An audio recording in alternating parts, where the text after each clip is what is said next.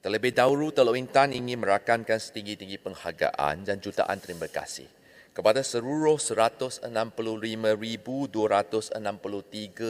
orang anggota pertahanan kita, sama ada dari tentera darat, tentera laut dan tentera udara, atas jasa mereka yang sanggup berkorban, menabur bakti, mengorban diri untuk mempertahankan ibu pertiwi kita yang tercinta ini. Tuan Yang di-Pertua, saya bangun dan ingin bangkitkan 5 perkara. Pertama, di bawah kepala 02000 iaitu pertahanan negara. Saya ingin bertanya kepada Yang Berhormat Menteri, apakah perkembangan terkini Defence White Paper yang telah pun diluluskan oleh Dewan Yang Mulia ini telah mengesyorkan supaya kementerian demi memperbaharuan Kementerian Pertahanan menubuhkan 3 jawatan kuasa induk iaitu Defence Investment Committee, Policy Committee, Reformation and Implementation Committee. Apa sudah terjadi kepada Kertas Putih Pertahanan Negara dan apakah pencapaian selaras dengan pembentangan kertas tersebut. Yang kedua adalah selaras dengan semangat keluarga Malaysia. Apakah dasar kerajaan dan usaha-usaha kerajaan untuk menggalakkan kaum-kaum bukan Melayu supaya menyertai pasukan anggota keselamatan kita, supaya ia mencerminkan semangat saudara mara kita sebagai keluarga Malaysia. Ini sangat penting untuk mempermalukan imej ke masyarakat majmuk Malaysia yang tercinta ini. Perkara ketiga adalah tentang di bawah perkara 00200, kelengkapan. Kelengkapan tentera darat, kelengkapan tentera laut dan kelengkapan tentera udara. Telah pun lihat sebenarnya jumlah yang diperuntukkan adalah cukup besar, iaitu lebih kurang 40.3 bilion dalam jangka masa 5 tahun. Dan tahun depan ada peningkatan, sama ada kelengkapan tentera darat meningkat 51% kepada 1.3 bilion, tentera laut 1.08 bilion ataupun tentera utara 1.68 bilion ringgit.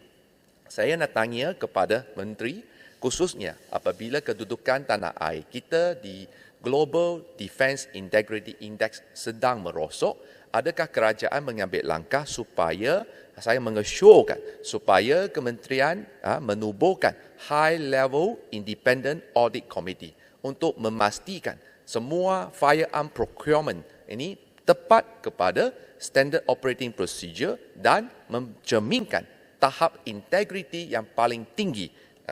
Yang perkara yang ketiga adalah beberapa peruntukan yang perlu penjelasan. Pertama, yang perkara ketiga adalah penyelidikan pembangunan dan pelaburan. Tahun ini diperuntukkan 7.2 juta ringgit. Tapi tahun depan dinampaknya ada kenaikan 5 kali ganda. Dari 7 juta menjadi 40.7 juta. Mengapa ada lonjakan yang begitu tinggi untuk usaha penyelidikan pembangunan? Development research sahaja 40.7 juta. Ini kerajaan wajib untuk beritahu Dewan Yang Mulia ini apakah perkara-perkara penyelidikan yang akan dijalankan. Perkara keempat adalah tentang one-off.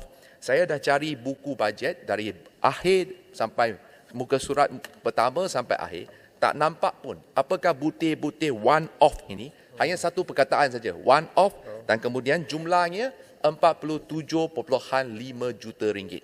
Jadi perbelanjaan begitu besar, tapi langsung tak nampak apa butir-butir. Oleh kerana itu saya tegaskan, ketiadaan ketulusan menjadi punca utama rasuah dan amalan penyelewengan. Kementerian Pertahanan bertanggungjawab untuk menjaga keselamatan negara. Pimpinan melalui teladan. Oleh kerana itu, Kementerian Pertahanan wajib mempamerkan tahap integriti pada tahap yang maksimum. Perkara terakhir saya ingin menunjuk ialah menangani keusangan sistem 030600. 25 juta ringgit telah pun diperuntukkan. Tuan di-Pertua, saya ingin memberitahu Dewan Mulia ini, sejak tahun 1989, 14 hari bulan November, kejadian nahas helikopter terhempas di Gunung Gerah, Sempedah, Kelantan, Perak. 21 orang nyawa anggota tentera kita telah pun terkorban. Sehingga hari ini kejadian helikopter terhempas, pesawat tentera kita terhempas, telah meragut 60 nyawa anggota tentera. Saya ingin mengucapkan takziah kepada keluarga Kapten Muhammad Effendi bin Bustami yang telah meninggal dunia akibat nahas udara yang baru-baru ini berlaku bulan lepas di Butterworth, dan juga Major Muhammad Farid Omar yang telah pun cedera parah akibat daripada nahas udara. Maka saya ingin bertanya, kita selalu dengar helikopter Nuri terhempas. Ahli parlimen pun mati juga. Bukan saja anggota tentera. Yang tuan di Pertua pun faham. Tan Sri JJ, ahli parlimen Kuala Kangsar, semua meninggal dunia akibat daripada nahas udara.